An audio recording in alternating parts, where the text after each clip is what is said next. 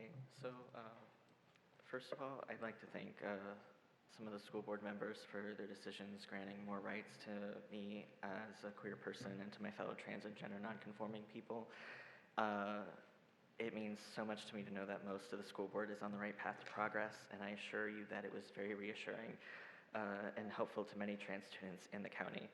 I will say, however, that due to the outrageous trans panic epidemic, as it's being called, trans students are beginning to feel a little bit unsafe without specific regulations in place.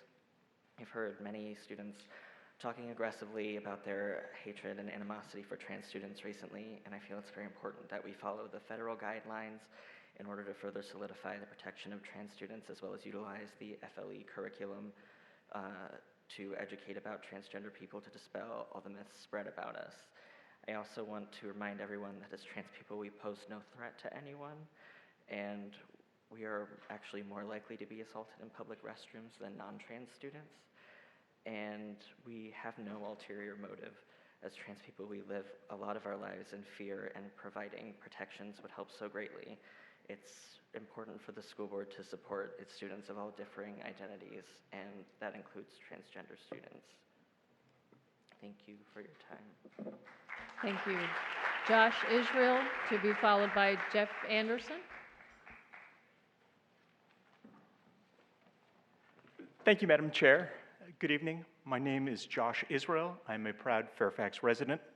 Last year, I joined with students, teachers, parents, and other members of our community to ask you to protect our LGBT students and faculty from discrimination and to ensure that our family life education includes age-appropriate lessons that acknowledge that some people are gay, lesbian, bisexual, and transgender, and that that's okay and normal. Multiple studies have shown that inclusive curricula actually make schools safer for LGBT students. I am very grateful that by an overwhelming majority, you voted to do both of those things and sent a message that Fairfax will be a leader on including everyone. In recent weeks, our Virginia Attorney General, our U.S. Attorney General, the Fourth Circuit Court of Appeals, and the U.S. Department of Education's Office for Civil Rights all followed your lead, determining that LGBT youth's rights must be protected and our schools must ensure that they are. Tonight, I ask you to please continue with this progress. As this board prepares to consider important family life education curriculum advisory committee recommendations, I ask you to keep LGBT kids in mind. Their proposals include vital lessons about substance use and dating abuse, areas which the 2015 youth survey showed are especially problematic for lesbian, gay, bisexual, and questioning students in our community, as well as other important common sense lessons. I commend you and I commend the FLE-CAC on the steps you've taken to keep LGBT kids safe and urge you to continue to do everything possible to continue that progress. Thank you very much. Okay. Jeff Anderson, to be of distrust. Okay, Andrea Lafferty.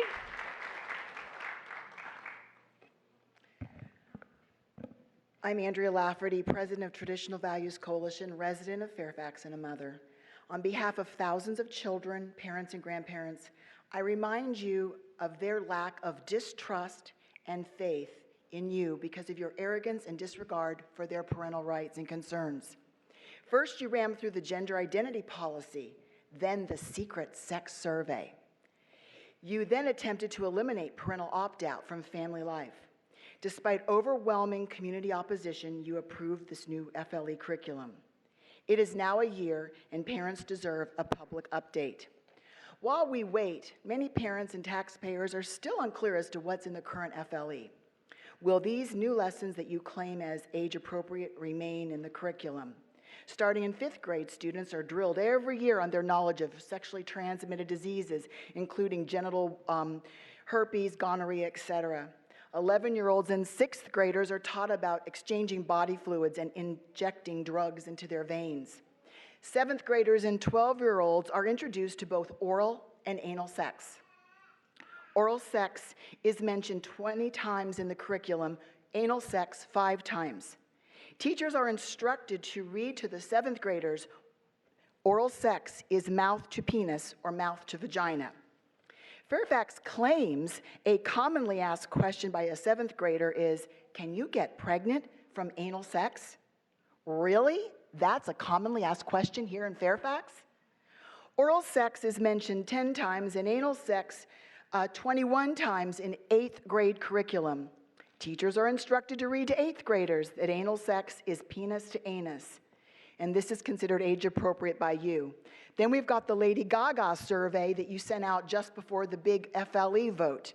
You told parents one thing, you sent kids another.